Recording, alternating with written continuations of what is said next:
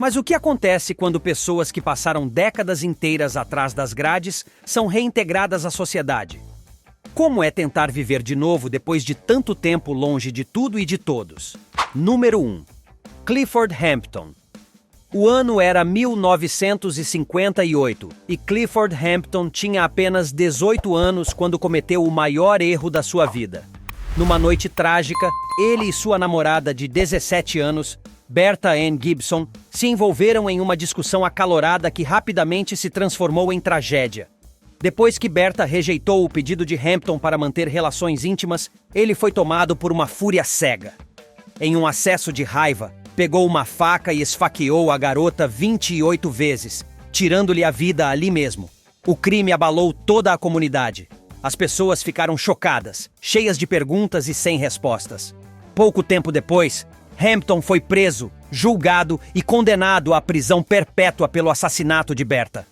Nos 61 anos seguintes, ele permaneceria atrás das grades na temida prisão de Angola, enquanto o mundo lá fora mudava sem que ele pudesse acompanhar. Mesmo preso, Hampton não parecia ter deixado sua violência para trás. Apenas 3 anos após sua primeira condenação, foi novamente encontrado com sangue nas mãos. A vítima, dessa vez, era outro detento conhecido como Cy Time, que teria espalhado boatos sobre ele dentro da prisão. Hampton decidiu resolver a questão sozinho. E quando o corpo de Cy Time foi encontrado, todos sabiam quem era o culpado. Mais uma vez, Hampton se viu diante de um juiz que não teve nenhuma piedade. Foi condenado a mais uma prisão perpétua, e naquele momento parecia certo que jamais veria o mundo fora das grades. Seu caso se tornaria um dos exemplos mais marcantes de pessoas que viveram sentenças absurdamente longas. Mas o destino ainda reservava uma reviravolta. Em 2017, uma nova lei estadual proibiu que menores de idade fossem condenados à prisão perpétua sem possibilidade de liberdade condicional. Aproveitando essa brecha, os advogados de Hampton entraram na justiça pedindo sua soltura, argumentando que ele havia mudado. Tinha 10 anos de bom comportamento, já era um homem idoso e não representava mais perigo para a sociedade. Em 11 de abril de 2019, o Conselho de Condicional anunciou que o duplo homicida Clifford Hampton seria elegível para a liberdade.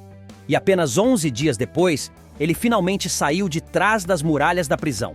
A primeira vez desde que tinha 17 anos. O reencontro com sua irmã foi emocionante. Aos 78 anos, os dois se abraçaram com força, chorando de alívio. Mas a vida fora das grades não seria fácil. Mesmo com o apoio da comunidade que lutou por sua libertação, Hampton enfrentava uma dura realidade, sem benefícios da Seguridade Social, sem assistência médica e com dificuldades para se adaptar. Ainda assim, recebeu ajuda com moradia, roupas e algum apoio financeiro para recomeçar. Hoje, Hampton vive longe dos holofotes, tentando reconstruir os fragmentos de uma vida que o tempo quase apagou. Mas se você achou essa história incomum, espere até conhecer o próximo caso, ainda mais assombroso. Richard Honeck. Número 2. Richard Honeck. Esta próxima história nos leva de volta ao distante ano de 1899, quando Richard Honeck tirou a vida de um antigo colega de escola chamado Walter F. Kohler. Na época, Honeck tinha 21 anos e acabou sendo condenado à prisão perpétua pelo crime brutal. Uma pena que o manteria atrás das grades por 64 anos. Para entender o que o levou a isso, precisamos voltar ao início. Antes de se tornar criminoso, Honeck trabalhava como operador de telégrafo e era filho de um próspero comerciante de equipamentos agrícolas. Mas em setembro de 1899, ele e um cúmplice chamado Hermann Hundhausen elaboraram um plano macabro: assassinar um homem que havia testemunhado contra eles em um antigo caso de incêndio criminoso. Kohler, a vítima, havia prestado um depoimento devastador anos antes, e desde então, os dois homens alimentavam um desejo de vingança. Com sangue nos olhos e determinação no coração, partiram em busca de retribuição, e foram preparados para a guerra. Entre as armas que carregavam estavam uma faca Bowie de 20 centímetros, outra de 40 centímetros, uma faca de cabo prateado, 3 revólveres, um calibre 44, um 38 e um 22, além de um cacetete e 2 cintas cheias de cartuchos. Como se não bastasse, ainda levaram um kit de fuga. com 2 malas cheias de livros baratos, desenhos obscenos e roupas sem etiquetas, tudo para despistar a polícia. Mas nada disso o salvou. Pouco tempo depois, o corpo de Walter Köhler foi encontrado sentado em uma cadeira, com uma faca cravada nas costas. Uma cena macabra e cruel. A polícia agiu rapidamente e logo os 2 suspeitos foram presos. Durante os interrogatórios, Hundhausen confessou tudo. Contou que eles haviam planejado o assassinato em cada detalhe como forma de vingança. Em novembro de 1899, Richard Honeck foi declarado culpado e condenado à prisão perpétua. Nos primeiros anos de detenção, sua vida foi marcada por violência. Em 1912, por exemplo, Honeck esfaqueou o vice-diretor da prisão de Joliet com uma faca artesanal, o que lhe rendeu 28 dias consecutivos de isolamento. Depois desse episódio, ele foi transferido para a prisão de Menard, onde acabou mudando de comportamento. De acordo com os oficiais, Honeck passou a ser um preso exemplar. Durante os 35 anos seguintes, ele trabalhou na padaria da prisão e manteve-se longe de confusões. Ao longo das décadas, teve pouquíssimo contato com o mundo exterior. Apenas um amigo o visitou em 1904. E um repórter de jornal apareceu em 1963. A única correspondência que recebeu durante todos esses anos foi um bilhete de 4 linhas enviado por seu irmão em junho de 1904. Essa solidão duraria até agosto de 1963, quando o destino deu uma nova guinada. Um jornalista da Associated Press, chamado Bob Poole, soube da história de Honeck por meio de um jornal interno da prisão de Menard. Impressionado, decidiu divulgar o caso ao mundo. E, de repente, o nome de Honeck voltou aos holofotes. Cartas começaram a chegar aos montes. Foram mais de 2.000 correspondências, incluindo uma proposta de casamento de uma mulher alemã, ofertas de emprego e doações em dinheiro que variavam de 5 a 25 dólares. O clímax da história veio em 20 de dezembro de 1963, quando Richard Honeck foi finalmente libertado da penitenciária do sul de Illinois após 64 anos de prisão. Tinha 84 anos e saiu acompanhado justamente pelo repórter que havia tornado seu caso famoso. Ao conhecer o mundo moderno, Honeck ficou maravilhado. Tudo o surpreendia. A velocidade dos automóveis, os arranha-céus gigantes e as transformações de um século que ele praticamente perdeu. Ele passou a viver sob os cuidados de sua sobrinha, Sra. Clara Orr, que chegou a vender sua casa-trailer de 1 quarto para comprar uma residência de 2 quartos em Oregon, garantindo ao tio um lar adequado. A história de Honeck comoveu o mundo inteiro, não apenas pelo crime que cometeu, mas pelo tempo inacreditável que passou atrás das grades. Embora seu recorde tenha sido superado por pelo menos 8 outros casos, Honeck ainda viveu mais uma década em liberdade antes de morrer aos 97 anos de idade. Número 3. Lester Pearson. Em um dia ensolarado de outubro de 2021, Lester Pearson, então com 84 anos, finalmente deixou o penitenciário estadual da Louisiana como um homem livre. Ele havia passado 57 anos atrás das grades, 47 anos a mais do que havia sido prometido quando aceitou seu acordo judicial. Para entender a complexidade de sua história, precisamos voltar a 1964, quando Pearson teve seu primeiro confronto com a justiça. Acusado de envolvimento na morte de um homem, ele foi colocado diante de 2 opções, ambas cruéis e arriscadas. Opção número 1. Enfrentar um júri altamente preconceituoso, o que para um homem negro naquela época e naquele estado, poderia facilmente resultar na cadeira elétrica. Opção número 2. Assinar um acordo judicial, declarando-se culpado e receber uma sentença reduzida de 10 anos e 6 meses. Naquele contexto, ir a julgamento era praticamente uma sentença de morte para um homem negro acusado de homicídio. Por isso, Pearson escolheu a segunda opção, acreditando que sairia da prisão em pouco mais de uma década. Mas o destino foi implacável. Quando o prazo de 10 anos e meio terminou, ninguém o avisou de nada. O tempo simplesmente continuou passando e Pearson seguiu preso, ano após ano. Em uma entrevista concedida ao PBS NewsHour, ele recordou: "Depois daqueles 10 anos, ninguém me disse nada." Durante décadas, ele acreditou que jamais voltaria a ver o mundo exterior. Sua esperança foi morrendo aos poucos, à medida que o tempo se arrastava. E, infelizmente, ele não estava sozinho. O projeto de revisão da Louisiana mais tarde descobriu 60 casos semelhantes, em sua maioria de homens negros, que haviam aceitado acordos de culpa apenas para evitar a execução, sob a promessa de uma pena curta, mas que acabaram cumprindo prisão perpétua informal. Esses prisioneiros ficaram conhecidos como os 10 e 6 Vitals, uma referência à sentença prometida de 10 anos e 6 meses que nunca se cumpriu. A idade média desses homens variava de 66 a 86 anos, e quase todos ainda estavam presos, décadas depois. Mas entre eles, Pearson teve sorte.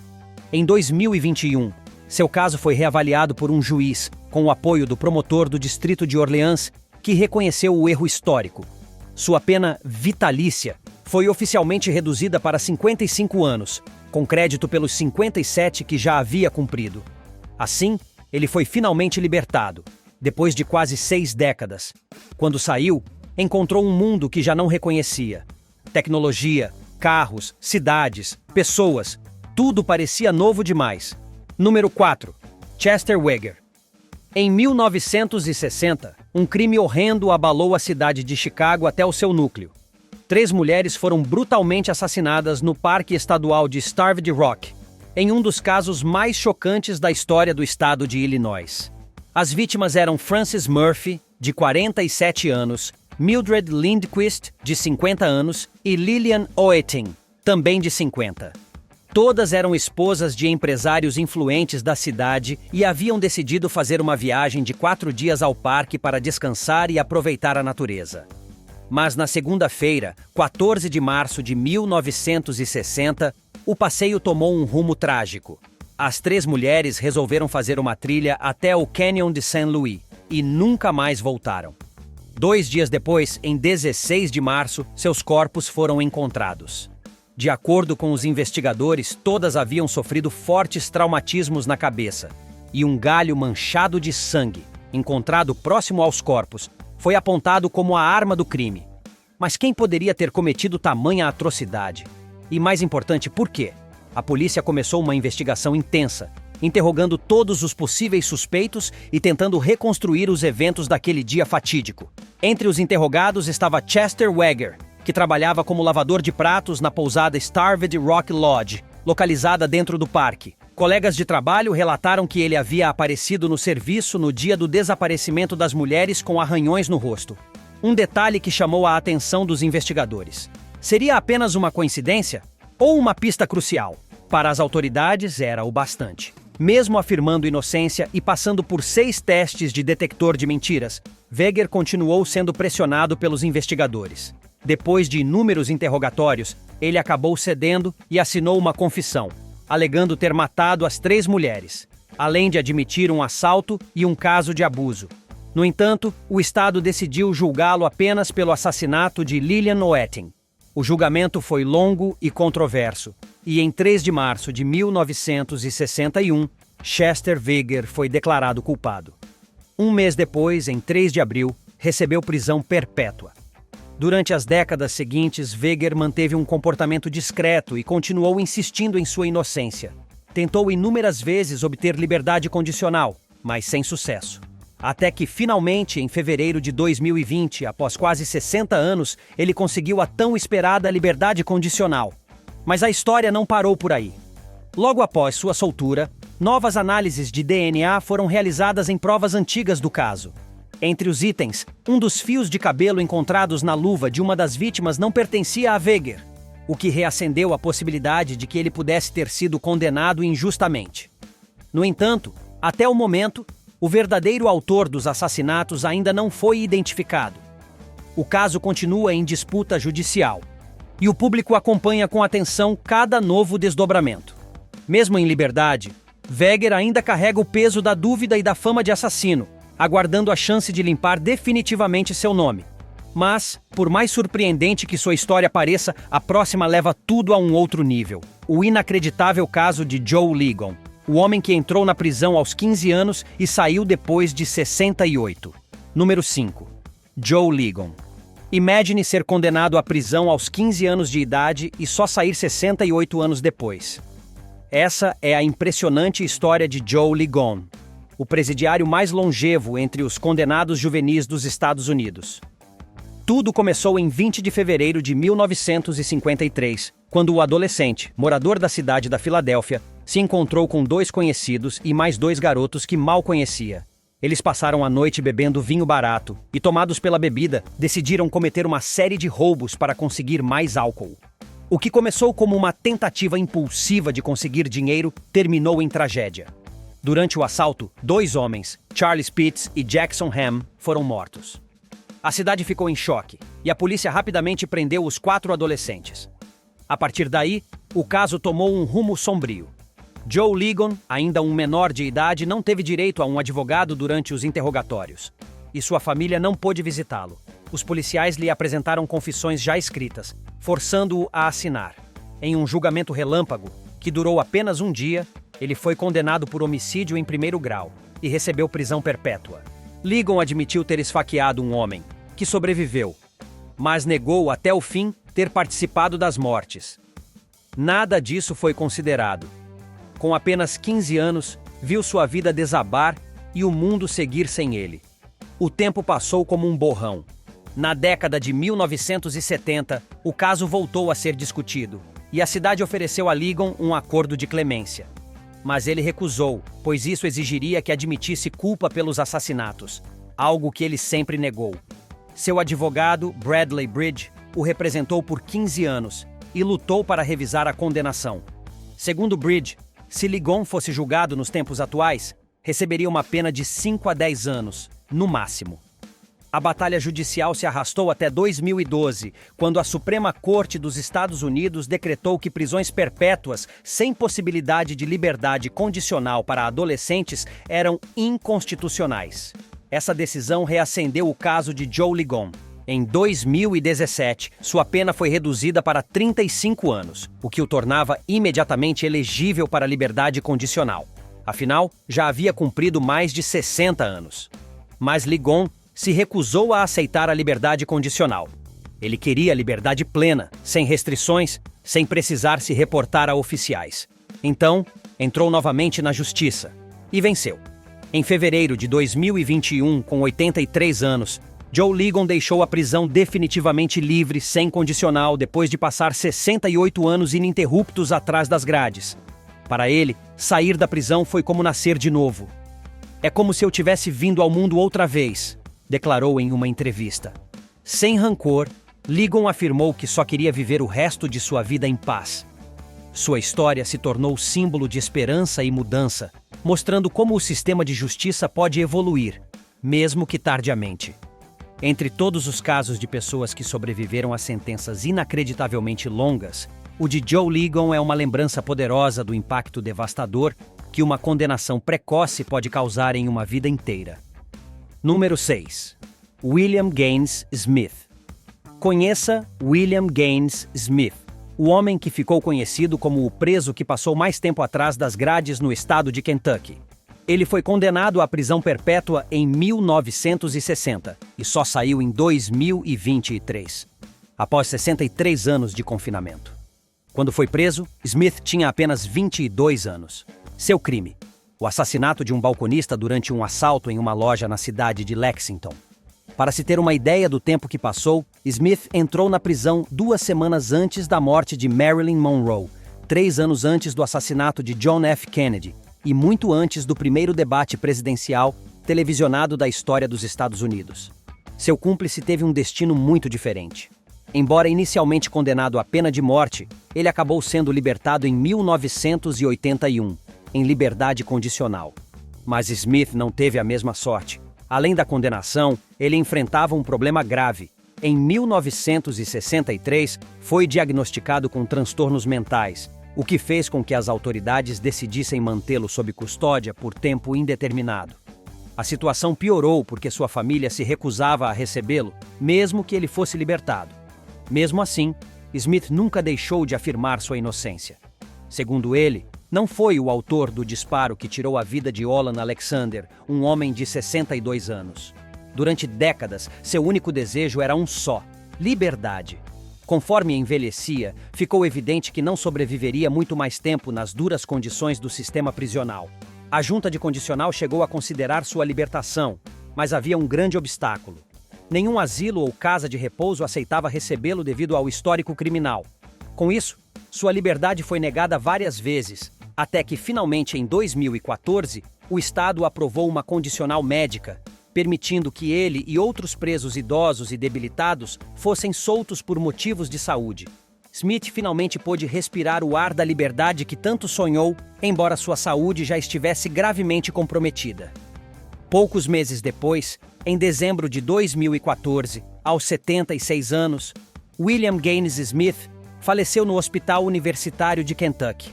Sua morte marcou o fim de uma vida repleta de arrependimentos, sofrimento e isolamento. Smith viveu e morreu com a esperança de provar sua inocência, mas o tempo não lhe deu essa chance. Sua história é um lembrete doloroso de como a justiça pode demorar demais e de como, às vezes, a liberdade chega tarde demais para ser desfrutada. No fim, o que fica é uma lição amarga e poderosa. A liberdade é mais do que o direito de sair por uma porta. É o poder de viver, sonhar e pertencer novamente. E para muitos desses sobreviventes, isso é algo que o tempo, a justiça e o mundo já não podem devolver. Se tiver gostado do vídeo, deixe seu like e inscreva-se em nosso canal para acompanhar todas as novidades. Continue por aqui e assista a mais vídeos clicando em um desses vídeos que estão aparecendo na sua tela. Cuidem-se, amigos!